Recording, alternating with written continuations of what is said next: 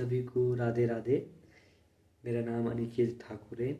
आप सभी को श्री जी की असीम आशीर्वाद मिले। और मेरा उद्देश्य आज उपस्थिति आने का गीता के सार का एक टॉपिक है। मैं आपको बताना चाहता हूँ कि आप कर्म करो, फल की चिंता ना करो। और दूसरा मेरा सार है, आप जैसा बोओगे वैसा ही पाओगे। तो आप सभी को राधे राधे। मैं और आप सब कुशल मंगल रहे होंगे। तो आज नए साल का दूसरा दिन है। और दूसरा दिन का मेरा टॉपिक है कि आप जैसा कर्म करोगे आप वैसा भोगोगे।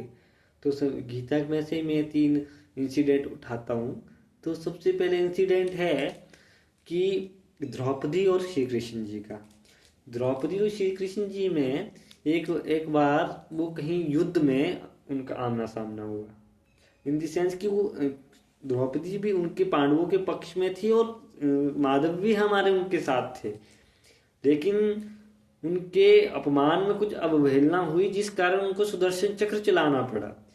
और जब सुदर्शन चक्र चला तो उनकी उंगली तब थोड़ी सी वहां से छिल गई। तब वहां से उंगली से रक्त बहने लग गया। तो द्रौपदी को घोर पीड़ा हुई कि अरे मेरा दोस्त, जो उनको तो सखा ही मानते थे ना उनको, तो भाई मेरे सखा को लग गई है, मेरे सखा को रक्त बह रहा है उंगली से।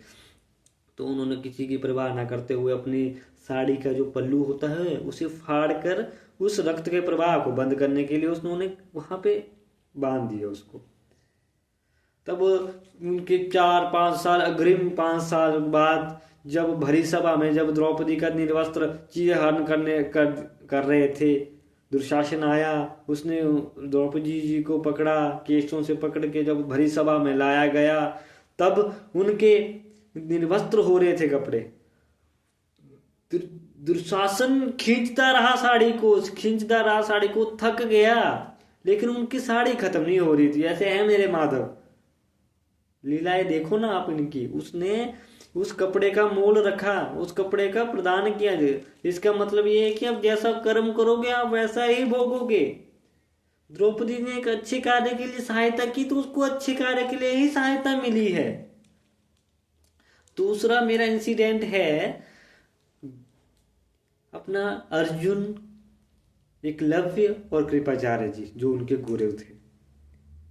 ठीक है, तो उनका इंसिडेंट ये है कि कृपाचार्य जी उनके गुरु थे और एकलव्य वो सीखते थे। आपको पता है कि उन्होंने उनका अंगूठा मांग लिया था। अब इस इंसिडेंट से हमारे को ये पता लगता है कि अर्जुन को सब दुनिया का सर्वश्रेष्ठ धनुर्धर बनाना चाहते थे। लेकिन जब एकलव्य था वो बड़ा ही गुणवान व्यक्ति, गुणवान क्या, वो समझो कि आप बहुत ही गुणवान धनुर्धर विद्या में अपरंपार था। वो कर्ण और अर्जुन से भी ज्यादा अपरंपार था। तो वो कृपाचार्य जी ने सोचा कि ये तो भाई दुर्योधन, वो अपना अर्जुन और कर्ण से जो ज्यादा बड़ा धनुर्धर बन रहा है। तो जब वो आया तो उसने बोला कि आप एकलव्य से कि आपने कहाँ से सीखी ये विद्या भाई। तब एकलव्य ने बोला कि गुरुजी मैंने तो आपसे ही सीखी है जो विद्या सीखनी थी। तो जो विद्या सीखी तो उन्होंने बोला कि इस विद्या के लिए गुरु दक्षिणा तो देनी पड़ेगी। तो उसने एकलव्य ने बोला कि मैं तो फकीर हूं, जो लेना ले लो, मैं तो गुरु विद्या लेने के लिए तो मैं तत्पर हूं, आप लो, मांगो, क्या मांगना चाहते हो। तो उसने एक ही चीज मांग ली कि आप अपना अंगूठा दे दो।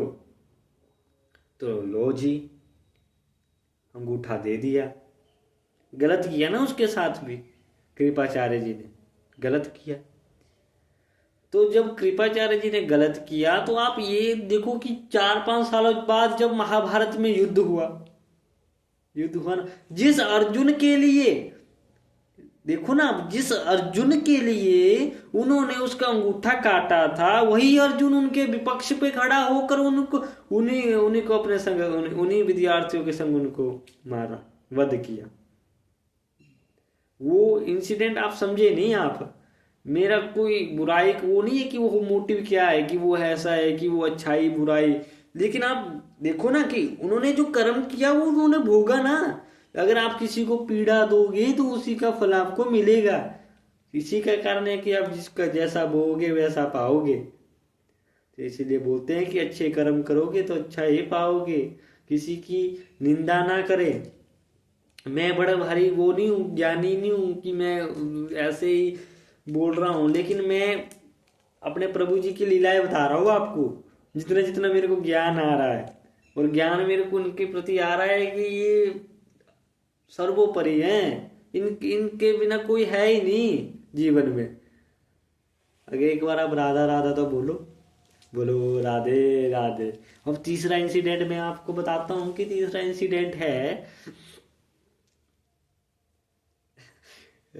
अपना, मेरे को अभी याद नहीं आ रहा है तीसरा इंसिडेंट। हाँ, पितामह भीष्म। पितामह भीष्म और शिखंडी आपने सुना होगा। उनका पहले जन्म का नाम मेरे को अभी मेरे चित्त में ध्यान में नहीं आ रहा है, मन में मेरे। लेकिन जब उन्होंने ना जब उनकी प्रेम संग प्रेमी को जब उन्होंने उनका वध किया था पहले जन्म में, तो उन्होंने वो विरह में उन्होंने श्राप दे दिया उसको कि तेरा वध तो मैं ही करूंगी, तेरा वध तो मैं ही करूंगी। तो वो शिखंडी के रूप में आई महाभारत में, 18वें दिन उन्होंने उनका वध कर दिया। इसके सीखने को ये प्राप्त हुआ कि अगर आप किसी को भी पीड़ा निंदा करते हो तो वो उसको किसी न किसी रूप में आपका कर्म हटके वापस आएगा। यही तो कारण है कि कर्म यही तो बात है। अध्याय अपना गीता का अध्याय 2 श्लोक 47 में लिखा हुआ है कि माधव जी ने लिखा हुआ है, ये अपने कृष्ण जी ने बोलते हैं अर्जुन जी को, हे पार्थ तुम कर्म करो, फल की चिंता छोड़ दो। तुम कर्म करो, फल की चिंता तुम छोड़ दो। ये आने वाला समय है, जो होगा वो देखा जाएगा, लेकिन तुम कर्म तो करो। तुम पहले ही कर्म फल की चिंता करोगे तो कर्म कहां से करोगे। आजकल सोशल मीडिया का जमाना ज्यादा है, तुम कर्म करने चले गए बड़े भारी जी, ये मैंने ये दे दिया, मैंने वो दे दिया, मैंने वो दे दिया, मैंने वो दे दिया। मैं एक बात बताऊं आपको, मेरी उम्र आपसे छोटी है, मैं लेकिन एक बात समझाऊं, इस 23 साल की उम्र में मैंने एक बात समझ ली। सखी मेरे सखियों, मेरे सखाओं, एक बात मैंने इस दुनिया की एक बात सीख ली, इस कान्हा जी से मैंने एक बात सीख ली कि अगर आप किसी की मदद करना चाहते हो ना, इस हाथ से दिया, इस हाथ को पता नहीं लगना चाहिए कि मैंने काम किया कुछ। हाँ जी, मैंने तो ये कर दिया जी, मैंने तो वो कर दिया जी, मैं तो ये हूं, मैं तो सर्वश्रेष्ठ हूं, उसको बोलते हैं मैं, अहम। और अहम जब जब किसी ने किया, वो सीधा परलोक में हुआ ही उसकी स्थापना। ये बहुत नटखट है, इसने किसी को नहीं टिकने दिया। अहम वाले व्यक्ति को तो बोलता है कि खैर तेरी तो मैं लेता हूं खबर, तू ऐसा बोलेगा, ले चुनौती, ले पहली चुनौती, ले दूसरी चुनौती, ले तीसरी चुनौती। इसलिए बोलते हैं कि कर्म करो, फल की चिंता छोड़ दो, जैसा बोओगे वैसा पाओगे आप। इसीलिए बोलते राधे राधे जपो, राधे राधे। बोलो मेरे संग, हरे कृष्णा हरे रामा, हरे कृष्णा हरे रामा, हरे कृष्णा हरे रामा। बोलो हरिवंश की जय। तो लास्ट में आज के सार क्या निकला गीता का कि जैसा कर्म करोगे वैसा पाओगे। किसी की निंदा नहीं करनी है, किसी के साथ झूठ फरेब नहीं करना है। ये तो कलयुग है, इसमें तो झूठ बोलूंगा, मैं भी बोलता हूँ, लेकिन ये छूटता नहीं है झूठ। मैं यहाँ पे, मैं भी माया में विलुप्त हूँ, मैं भी भोगी हूँ, विलासी हूँ, लेकिन विलास भोग विलास से भी पर एक दुनिया है ना। मैं आपको एक अंतिम में बोलता हूँ, भगवान ने हमें परिवार के मुंह में पाया हुआ है, हमारे जीवन का मुंह में लक्ष्य में पाया हुआ है। तो अब इसमें क्या है कि लक्ष्य में क्या किया है कि कलयुग में एक हमारे को छूट दे दी है कि तुम विलासी हो, भोगी हो, तुम एक बार नाम तो लो ना, नाम इनका तुम शिव को जपो, तुम किसको भी जपो, लेकिन जपते रहो दिन रात, यही काम आएगा।